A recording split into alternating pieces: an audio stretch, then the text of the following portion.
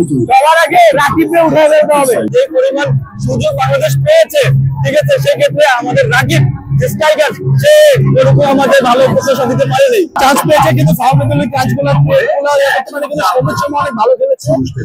আর সবুজ সময়কে তাকে বল ক্রিয়েট করার জন্য তাকে অনেক ধন্যবাদ। কিন্তু ফাউলকে আরো এগ্রেসিভ ভাবে আরো ভালো খেলতে হবে। আর আমাদের ডিফেন্সিভ লাইনটা একটু ক্লিয়ার করতে হবে, ভালো করে খেলতে হবে।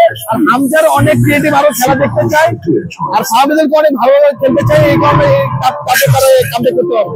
তারপর সবুজ সময় তাদের আসার পরে আমরা খেলা দেখার জন্য উৎফুল্ল হয়ে গেছি। এখন আমরা তাদের কাছে বেশি আশা করি, সাথে সাথে বাংলাদেশের আগের প্লেয়ার ছিল তাদের কাছে আশা করি, আমরা আশা করি সেকেন্ড হাফে একটা ভালো কামব্যাক হবে, বাংলাদেশ 2-1 খেলা জিতবে। সবার আগে রাকিবকে উঠে যেতে হবে। RICL TMX, যুগের পর যুগ স্থাপনা থাকে মজবুত।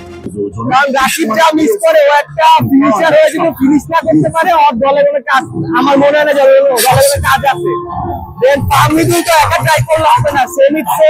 যেভাবে মাঝ থেকে অ্যাটাকিং মিড থেকে বলগুলো ছাড়তিছে, এটা একটা পারফেক্ট ফিনিশার দরকার। যেহেতু রাইট উইং এ খেলে ও যাতে পেপারে দৌড়াতে পারে, আমি যে সেদুরিকার খেলা অবজার্ভ করছি। আর যে গোলটা খাইছি ওইটা হচ্ছে কি হবে হাইডেড করেছে, কারণ সিঙ্গাপুরের মিতুল মার্লা সামনে গেছে, এটা একটা ভুল ডিসিশন ছিল। বাট সিঙ্গাপুর বলে চান্সের জন্য ওরা বসে থাকবে, এন্ড বাংলাদেশে উচিত হচ্ছে কি চান্স না দেওয়া, উল্টা ওদেরকে প্রেসারে রাখা। এখন সেকেন্ড হাফে যদি হচ্ছে কি স্ট্রাইকিং টেক চেঞ্জ করে, তাহলে আই থিংক কামব্যাক হওয়ার চান্স আছে। আসলে আমরা দর্শক হিসাবে যে সমর্থন দেওয়া উচিত সেটা আমরা দেওয়ার ট্রাই করতেছি, কিন্তু আমাদের এক্সপেকটেশন অনেক বেশি যে বাংলাদেশ একটা গোল করবে এবং আগে আসবে এবং লিড করে আমাদের ইনশাআল্লাহ আমরা জিততে পারবো। কনফিডেন্স আমাদের প্রতি আছে ইনশাআল্লাহ। 3 গোল না দেয়, কিন্তু সর্বপ্রথম আমাদের একটা প্রশ্ন, যে পরিমাণ সুযোগ বাংলাদেশ পেয়েছে, ঠিক আছে, সেক্ষেত্রে আমাদের রাকিব স্ট্রাইকার সে এরকম আমাদের ভালো প্রশংসা দিতে পারেনি।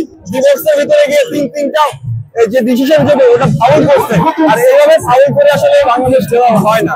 রাকিব অবশ্যই এখান থেকে ভালো ভালো প্লেয়ার অবশ্যই এখানে রাখা উচিত। আশা করি।